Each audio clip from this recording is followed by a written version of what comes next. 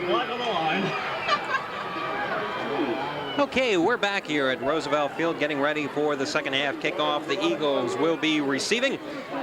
I'm Alan Rowley along with Jeff Brandon. This program, as we always remind you, being brought to you by the Norristown Area School District, being produced this evening by Tony Koya, and usually helping us with her telecasts, Sam Galbraith. Norristown going from right to left. On your television screen, the Plymouth White Marsh Colonials in the white with the red numbers. Norristown up 8-7. And Jeff, I'm glad that you could rejoin us. I noticed at halftime you were fraternizing there with the fans in the grandstand, signing pictures, autographs, the whole bit. You gotta you gotta have the masses on your side. That's what I always say. You've got to make them feel good. So you get down, you mingle for a little while. It doesn't hurt you to mingle. I noticed that the fans here were lining up to talk to you, matter of fact. Well, I'm glad I had the security people there. I wasn't going to bring more than 3 security people, but I'm glad things worked out as they did. See anybody in particular that you want to mention as usual? Steve Mervis, Kathy Jenkins, her sister Kate drank half my soda, but that's all right. Okay, there you go. You have the opening kickoff fumbled by one of the up men, we should say. Of course, the minute you touch that ball on the return, it is a live ball. Anyone can come up with it. The Eagles recover, and they're going to take over at the 26-yard line. 1st and 10. Frank Cassano coming out to operate at the Eagles' helm. In the backfield, number 1, Forrest Davis. Number 2, Danny Boyd. Number 5, of course, Frank Cassano. One of your flankers, number 4, Harold Golson. And we'll inform you of the rest of the Eagles in just a moment. Up there on the line, we have Mike Taylor, along with Greg Reinhardt. Also Theron Ellis. All 3 of those players going both ways for the Eagles. The backs opening up in the I formation. The deep man, Danny Boyd. Cassano, the quick drop, the screen pass, set up that time. Not too much running room there by number 6, Dave Mark. That's Mark's 2nd reception of the evening. So the Eagles coming out immediately and putting the ball up. They're up 8-7. And they're calling that a 5-yard pickup. So the Eagles facing a 2nd and 5 situation on the second play from scrimmage here in the 3rd quarter. Backs once again in the I. Howard Golson flanked out on the far side. Cassano, the pitch this time to Danny Boyd, has Forrest Davis there. Boyd turning the corner, has the 1st down and has some running room trying to stay in bounds. He's finally forced out at the 46. Just recapping the first half scoring for you. The first quarter, no scoring. In the second quarter, 9:32 left. Mickey Pergina, 5-yard TD toss to Lenny Moore. Troy Bias then taken down or stepped out of the end zone for safety for the Eagles at the 5:14 mark. And then at 4:48, Danny Boyd, a 42-yard touchdown run, giving the Eagles the 8-7 lead they currently enjoy. Frank Cassano once again the deep drop. Golson had to come back for it that time. Has some running room. That is the same play they opened up the second half with. And I'll tell you, Ernest Brewer that time made a big play because if Harold Golson could have eluded his tackle, he was wide open to turn the corner down the left side. Brewer, good pursuit though, pulling Golson down after a gain of only, a yard and a half. There you see the PW defenders out there. Steve Borkowski, number 52 there in the middle of your screen. And we have some whistles. Let's see what's going on. Officials timeout.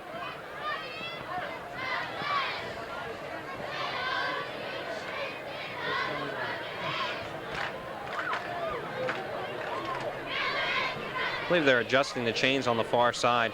Okay, everything's in order now. 2nd and 9. See a couple former Norristonians here tonight, Al. Dave Elsier, Lou Simpson down there. Steve Bishop, former Norristown basketball and baseball star, here this evening. Guys home from college. Elsier at Drexel, Simpson at Villanova now, and I believe Bishop at Penn.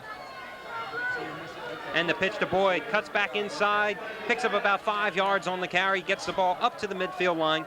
They're probably going to mark it about the 49.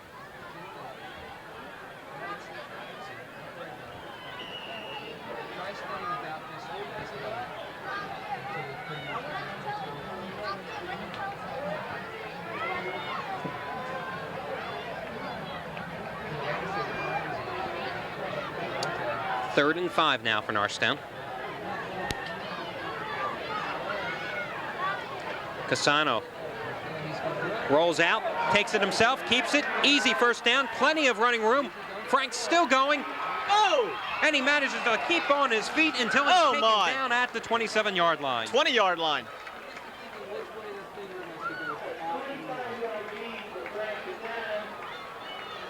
What a heck of a run.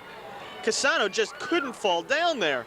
22-yard line that ball is, folks, of Plymouth Whitemarsh. And Cassano, beautiful run down the right side.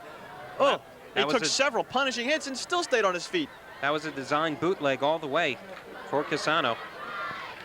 Faked the pitch to Boyd, took it, reversed field, and went over to the right side. So the Eagles now deep in PW territory. Ball at the 22, as Jeff said. And they give it to the up man this time, Forrest Davis. No running room. Perhaps he even lost maybe a yard or so in there on the tackle for PW. I believe it was number 50, Mark Morgan.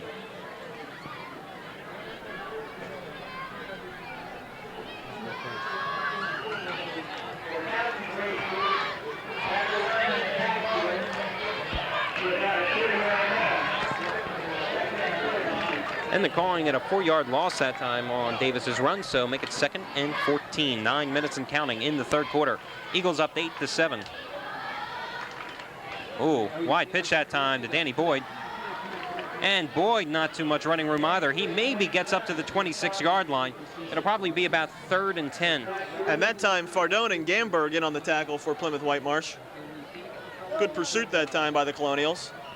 So the Eagles drive quickly stalling here.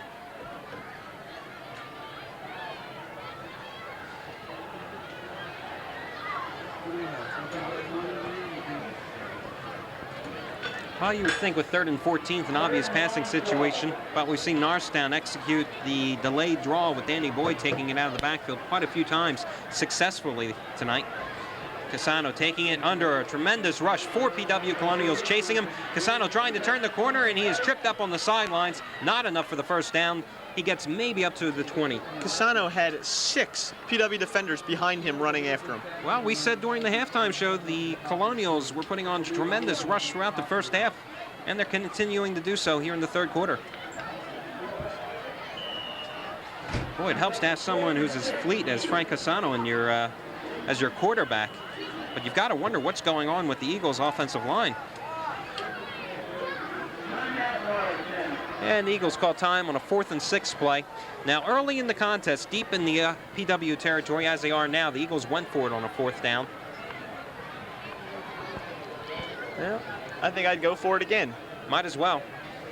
A punt's not going to help you that much anyway. You're only going to probably kick it out of the end zone and get it back on the 20 anyway, and it's sitting at about the 21 now. 4th and 6, 7:55 to go here as we have a stoppage to play. Eagles up 8-7.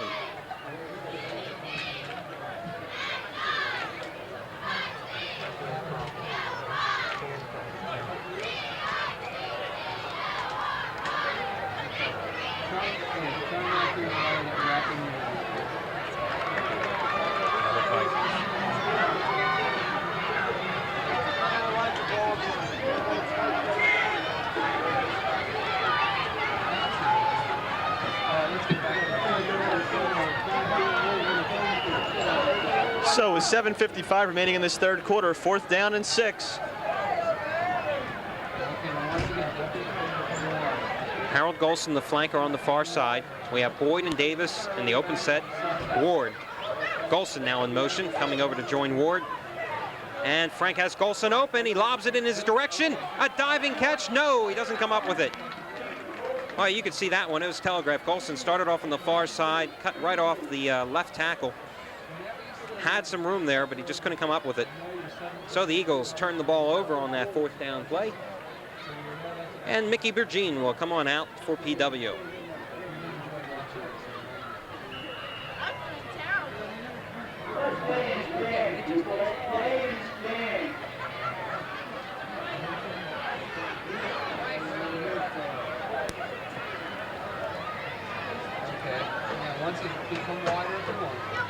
Bergine hands it up. Hands it off, I should say. The up man taking it around the left side. Pick up about 5 yards. Hands it up to the off man, is that what you're going to say? Oh, I'll tell you. You know, I'm still sitting here trying to figure out who the heck's running with the ball. I can't even see the numbers. You see these little white blurs go running by on your screen. I think you have the Glenn Wilson disease. Check those eyes, Alan. Get the contacts. Must Tony- be age. Must be age. Tony knows. Tony said so, and Tony would know. Because Tony's old. He's a swinging guy, but he is getting old.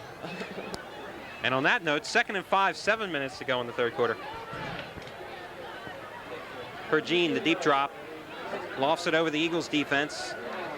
First down play, and a couple more. Called about to pick up a 7 that time on that completion. Folks, if I could see who the player was there coming out of the backfield, I'd certainly credit him with that fine catch. I guess I'm going to have to start checking numbers for you, huh, Alan?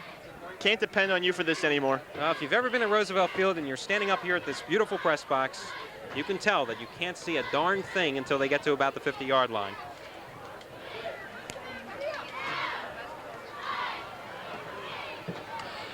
Brewer.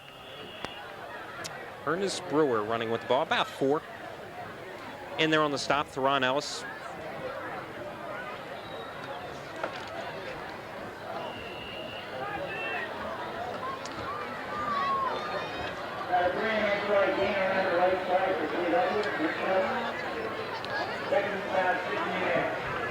Second and 6 for the Colonials. And they decide to keep it on the ground, and they're just tearing up chunks of territory there. We'll pick up about maybe 3. It should be about 3rd and 3 now for the Colonials. Marking the ball at the 40-yard line. Well, you have to figure that the threat of Mickey Pergine has got Norristown playing a little bit tentatively on that run, and the Colonials are just taking it right at them and getting 4 or 5 yards every time they carry the ball.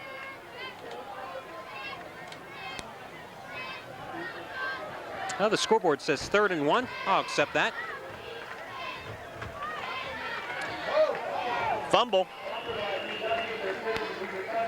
Ball was Colonials finally, recover it, but they also blow their opportunity of picking up the first down there. 22 Brewer finally fell on that ball for the Colonials, but it's now going to be 4th down and about 4 yards to go, so Colonials are going to have to punt, and they thwart the drive themselves. Harold Golson going back deep for the Eagles, number 4. He is joined by number 6, Dave Mark. And Jeff Gamberg handling the punting chores for PW this evening. We saw him boot a fine kick early in this contest. Well over 40 yards with plenty of hang time. Let's see how he fares this time. Gamberg, nice snap, no rush. Oh, and he shanks it. Horrible punt. Colonial bounce, though. And it finally goes out of bounds at the 32. Well, it figures you credit the guy, and then he goes and he shanks one. Well, they did get a bounce out of it. Wasn't a total disaster, but Eagles not have exactly some room to pretty. operate. 5 minutes to go in this third quarter. Boy, the first 7 minutes of this third quarter have just flown right by, which I enjoy. Because it's also getting a little bit colder out here, so I wish it would fly a little bit faster.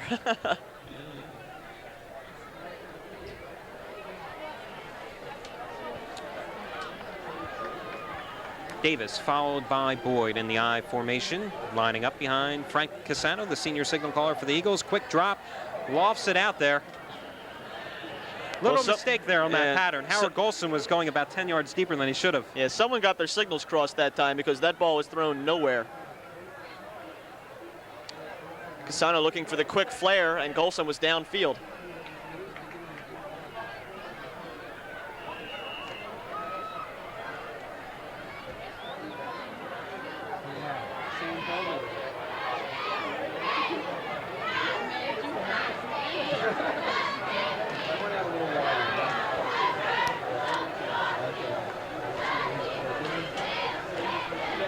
Cassano looking, going over to the right, deep, lofts it up, Golson open. Oh, almost picked off by PW. Ball was underthrown.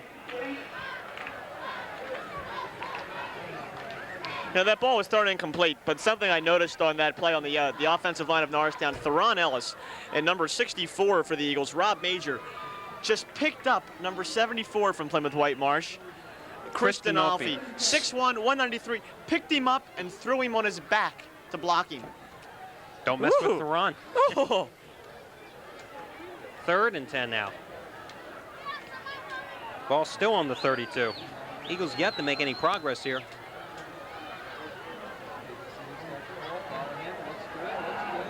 I believe that is number 24, Tom Haynes. Yes, carrying the ball for the first time this evening. Little end-around play, no running room, and it's going to be 4th and 7 as the Eagles set up the punt here. Frank Nice. Cassano handling the chores. Or a nice clearing block there by Norristown. Haynes just didn't hit the hole in time, and by the time he did get there, it had closed up for him. Haynes, of course, played for Bishop Kenrick last season, transferred over to Norristown. That's only his 2nd carry of the season. He's picked up a total of 20 yards. 4 minutes and counting in a quick 3rd quarter. Eagles holding on to that 8-7 lead thanks to those points they scored late in the 2nd frame. This quarter rather reminiscent of what we saw in the first 12 minutes of play. Another high snap, and this time they put the rush on, and Frank just gets it off high but very short.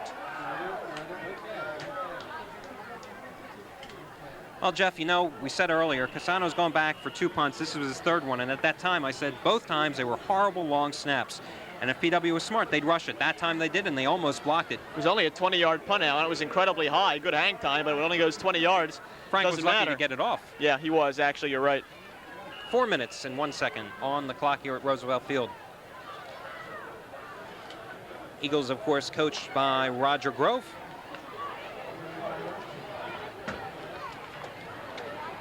Reese Whitley, the PW coach, not with them this evening due to recent back surgery. Lee Andrews, the field general this evening. And Ernest Brewer taking it over the midfield line, gets it up to about the 49-yard line for PW. Greg Reinhardt stopping Brewer in his tracks. Yeah, okay. Drinking my soda. It's fine. No problem. All right, you're right. It didn't bother me. In fact, I said, why didn't Kate drink it all? But that's okay. That's good. I feel better for it. I don't feel bad having all that soda in. Hey, you want to get What are you guys up to? That's the thing to do. You know, well, they're calling Brewers run about 5 yards, make it 2nd and 5. For Gene. Dropping back, setting up, has a man deep, going down the sideline, left side. Oh, just overthrows him, but good defensive pass coverage that time by the Eagles. Boy, Pergine, there you can see that nice tight spiral and the zip he puts on the ball. Intended receiver that time was number 81, Pete Smerecki, excuse me. But the Eagles secondary doing a fine job on coverage. 3 minutes now in the 3rd quarter. Jim Giovinco went to school with Joe and I. He's also very muscular. And now PW facing a 3rd and 5. Okay. The ball on the Eagles' 49-yard line. Jim very well. And the delayed draw that time. Oh, it's going to be close to the 1st down. Carrying the ball that time, number 22, Ernest Brewer, I believe. Tom Hames in on the tackle for the Eagles. And the officials are signaling for a timeout. They're going to bring the chains out. This is going to be very, very close. So PW using one of the Eagles' favorite plays, that delayed draw, trying to pick up the 5 yards necessary for the 1st down on that play. The clock stopped at 2:45 here at Roosevelt Field. And they get it by about the nose of the football.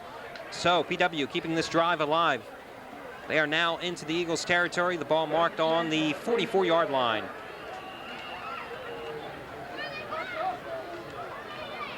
PW just nickel and diming their way down the field against the Eagles' defense. Pergine this time taking the air route. Has his man open over the middle, and a good hit by the Eagles. He holds on to the ball up to the 28-yard line. I believe that was number 81, Pete Smerecki. That's right, Smerecki with a big catch, and I'll tell you, Dave Mark put a punishing hit on him, and Smerecki just absorbed it. Beautiful play.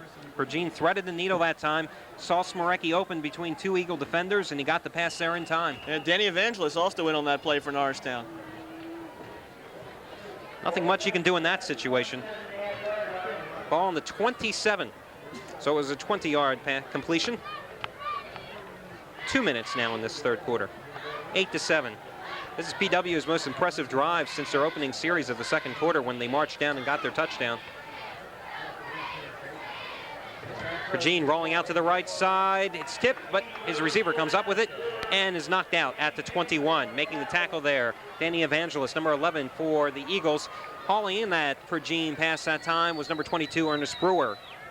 So Brewer seeing plenty of playing time. I haven't seen Lenny Moore, number 33, play at all here in the 3rd quarter. He was injured late in the 1st half, returning a punt, and he was helped off the sidelines, and apparently, hopefully it's nothing too serious, but he has yet to return to the field, and he really was their offensive catalyst in the 1st half. Absolutely, that's a blow to the Colonial offense and to their defense because, of course, Moore started in the backfield for them defensively as well. But I'll tell you, with this drive that the Colonials have put together, it doesn't seem to be affecting them all that much. Well, they've got the Eagles on their toes right now, not knowing what to expect. This time, they go back to the run, and they go out to the left side. Brewer with the ball, and he gets really close to the first down marker. I'll tell you what this reminds me of, Alan. What Colonials are doing exactly what Norristown did last week against Bishop Kenrick. They are mixing it up so well, they're keeping the defense off guard, and as a result, being quite effective. Well, this is the point where the Eagles have to tighten the screws once again.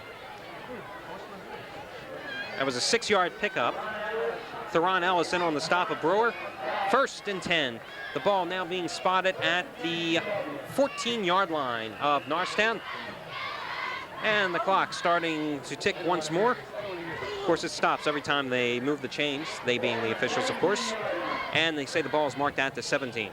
Pergine barking out the signals now for the Colonials, who are looking to upset the Eagles for the 2nd straight year after an 11-year drought of not being able to beat Norristown. They give this time off right tackle, a couple of yards at best. Call it 3rd and or make that 2nd and 7. Theron Ellis making the tackle of Ernest Brewer, who's seeing plenty of time out of the Colonial backfield now with Lenny Moore on the sidelines.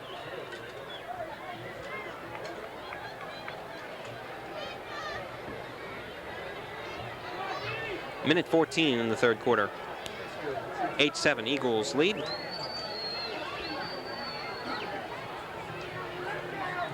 Pergine gets some blocking, has his man open, and touchdown.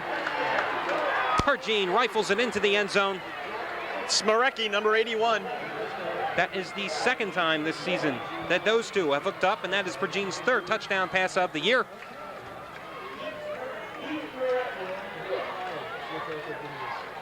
A 15-yard TD toss from Pergine to Smerecki. And Plymouth Whitemarsh now up 13-8 pending the extra point attempt.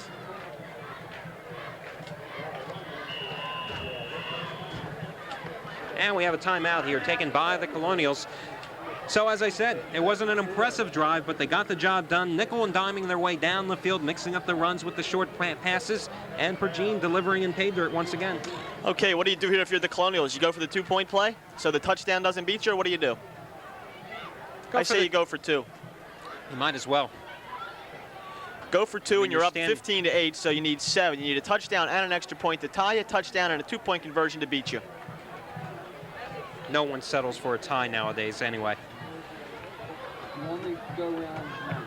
As Tony Koya says, you only go around once. And I think that's a very and that comes apropos phrase. Comes from the library of cliches that Tony has subscribed to. That's was that Macmillan and House puts that out. Well, you know, he is just a great source of information. He is a wealth of information. A wealth of knowledge, too. You know, but that's the age differential because he is viewed as being wiser. That's right. He's experienced. He's sagacious, wise, old. It all runs together. It all runs together. Abington, huh? Going to be doing those games those soon. galloping ghosts. I love those colors. That's it. Pergine dropping back. Here comes the rush. He has his man, and he is...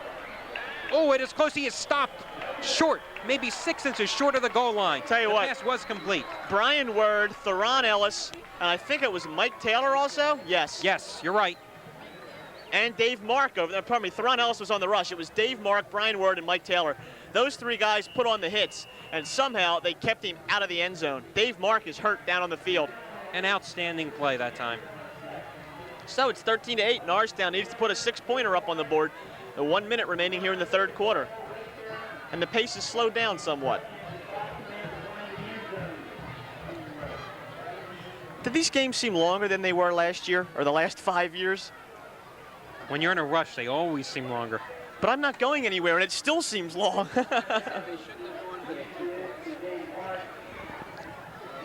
Dave Mark being attended to in the end zone. See the Eagles there on your screen awaiting the kickoff. Number 77 crossing the field, Theron Ellis, senior defensive lineman for the Eagles. There you see number 64, Rob Major.